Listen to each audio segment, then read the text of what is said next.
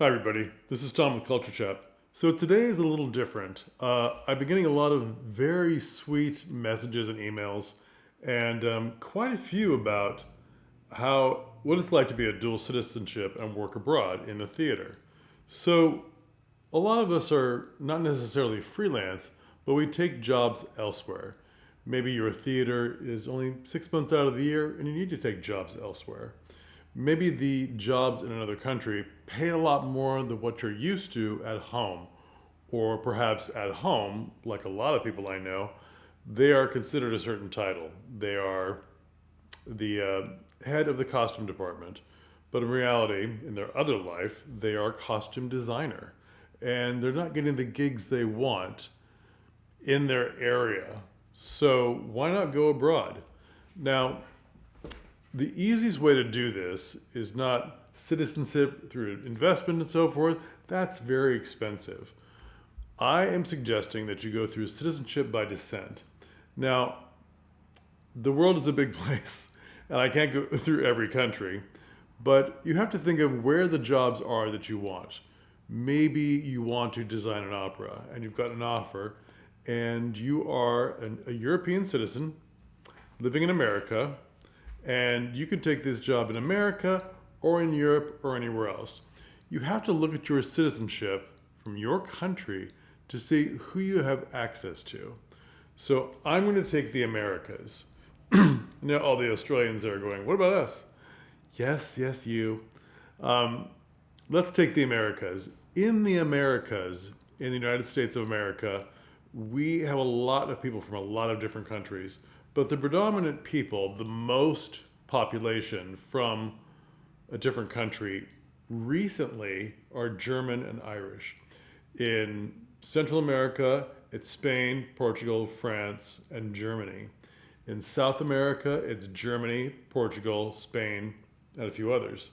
So when you're going through citizenship by descent, you need to look up where your descendants are coming from, pardon, where your ancestors are coming from that make you the descendant.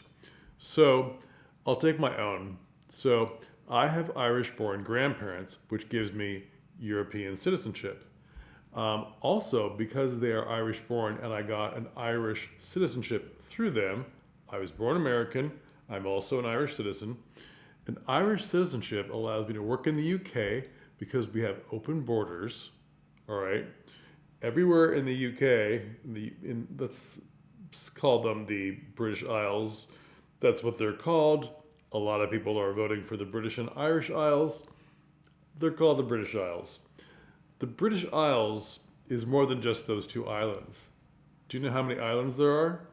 Over 4,000 in the British Isles. And only about 200 of those are inhabited. A lot more than you think.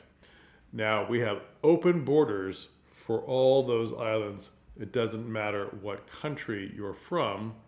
Even the Isle of Man, the little island between Ireland and England, that's its own little independent place. I could work there if I wanted. Now, since we have open borders, Irish citizenship allows me to work in the EU because we're still part of the EU and work all over the UK.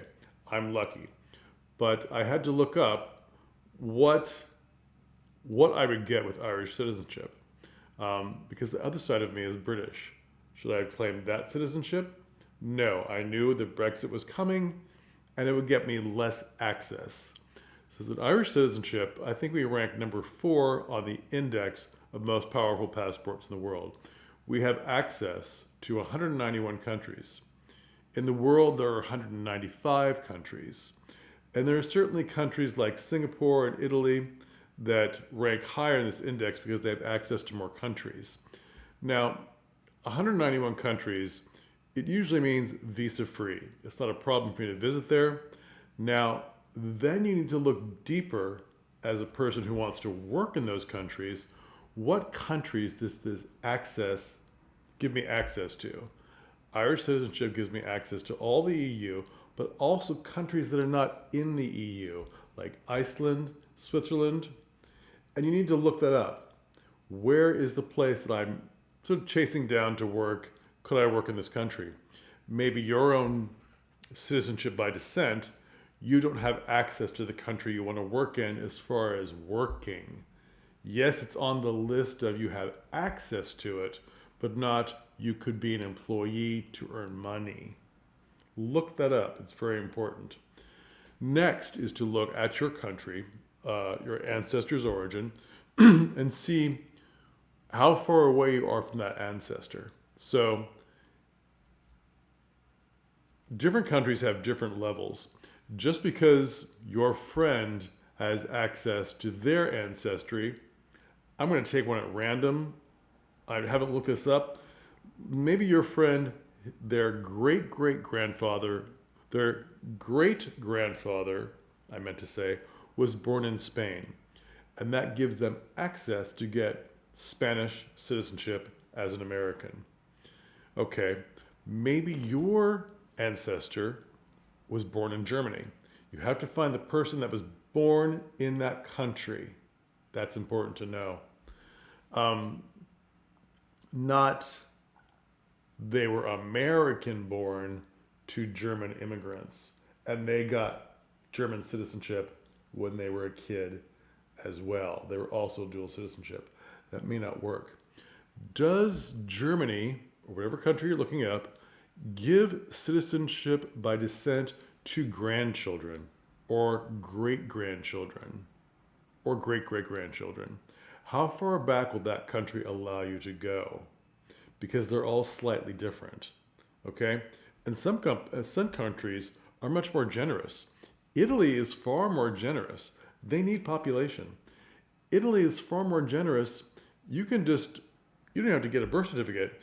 If everything is lost that you can't track down, they will just get paperwork from your immigration that had your ancestor's name on it, which has their country of origin, and that's the start of your journey. Other countries require much more documentation. The original person, the ancestor you're basing this on, their birth certificate, their immigration certificate. It depends on the needs of the country that you're trying to apply to. Okay? And don't forget to look up where you're living. If you're living in Central America, South America, America, can you have dual citizenship? Because there are some countries who don't allow dual citizenship. Okay? You have to make sure that that is allowed for where you're living now, the citizenship that you were born into, and the country that you want to apply to. Once you get all that done and start collecting your paperwork, that'll be a whole other video because it's too involved. It's actually simple, but it's more about the things that can trip you up that aren't really written down anywhere. They're sort of things you learn as you start haunting the different groups and the different boards and the forums. Be like, oh, I didn't know that would trip me up. And sort of it's collecting all those things and going, watch out for this, watch out for that. That'll really help you. That is the complication of the other videos. Then look up expense. How much will this cost you to apply to this country where your ancestor is from? There are different prices for everyone and different formats of doing it. Most of the European countries, it's a two-step process. About half of the European countries. What you do is you have to get a certificate of foreign birth. That's you.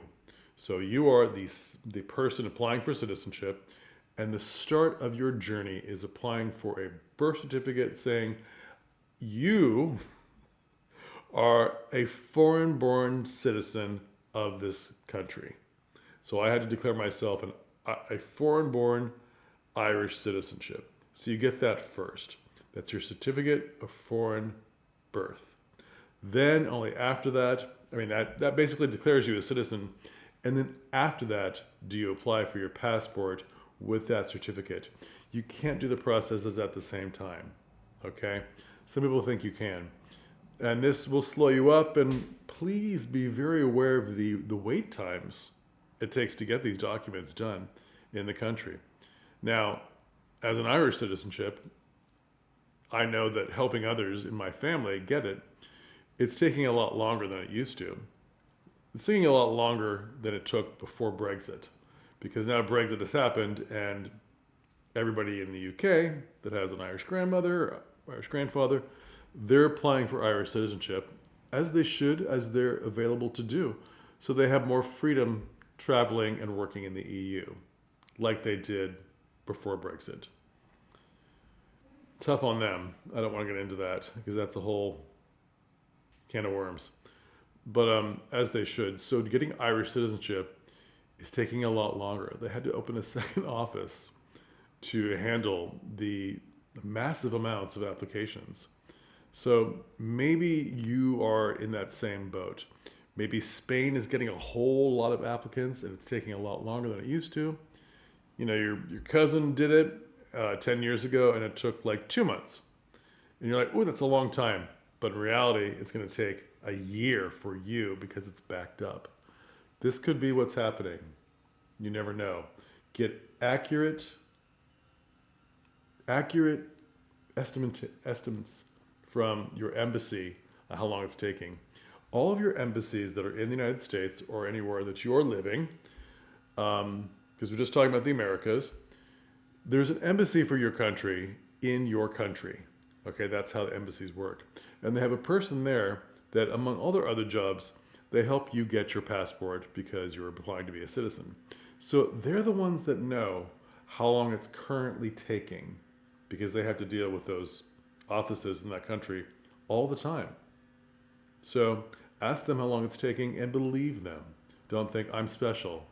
Mine will get through better. Mine will get through faster. It just doesn't work like that. And look at the expense and how it might change if it's going up.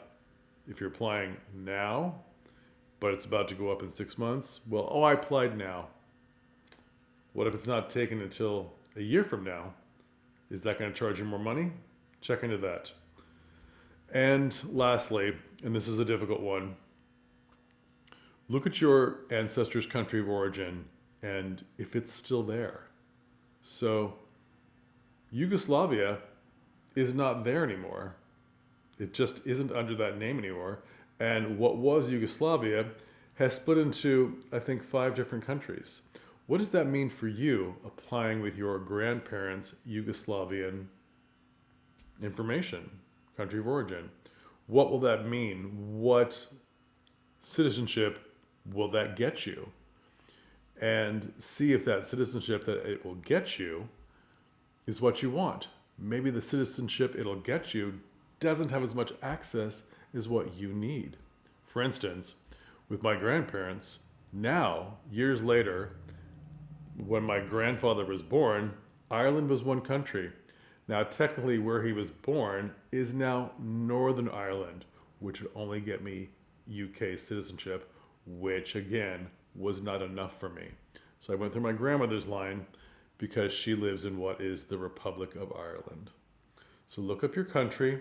Hopefully it's not split up. What does that mean? And check into that. I know this is a lot. I may have overwhelmed you, but there's a lot of work out there. And with different exchange rates and different things you want in your life, maybe you have 2 months off to go be a costume designer for an opera in Portugal. Wouldn't that be wonderful? And maybe the job is only a month-long job, but they're giving you housing for the entire 2 months. Because often they do this. You know, theater companies are generous when it comes to that kind of thing. Wouldn't that be amazing? Or, like me, what if just because you have this hankering to go study more about your background, do you take a job in a country in the UK to sort of research your ancestors? The job is 2 weeks, the job is 4 weeks, you stay another week. Wonderful. You're on a working holiday. You can do all the stuff you need to do for your research or whatever task or hobby that you're doing. You know, you're not working 24 hours a day. So you can go to all the museums on your day off. You can do all that stuff. It's a different way of slow traveling that a lot of people aren't considering. Also, for those of us that do have access to European ancestry, this is an oversimplification, but because the United States is so large and South America is so large, a lot of the plays and musicals and operas that are coming out of our home countries in the Americas are being done overseas. And they want someone, for instance, I get hired frequently in Scotland as an American director to direct American plays and help them with their American accents and what the meaning is behind those plays. They can look it up, but accents alone, just getting a southern accent down, it's like, oh, you're so good at your accent, but hey, not everybody in Streetcar Named Desire talks like Blanche on The Golden Girls. They have different accents. Cajun accents, ever heard of that?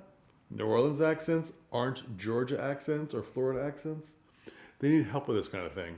And these jobs are available to you because we're such a massive group of countries producing such a large volume of work that those other countries that speak the same language as we do want help. So they will hire you for these temporary jobs for any of these things: costume designer, director, producer, any of these things. If you have time off and want to travel, this might be your way. So look into it and look into the pros and cons of the citizenship you're applying for. Again, a lot of information, but there will be second and third videos about how to apply for this. And hopefully it might be something for you. Hopefully I can help. All right, that's enough for today. Please subscribe. I need subscribers. I'm getting a lot of likes. I need subscribers. All right, I'll talk to you again. Thanks.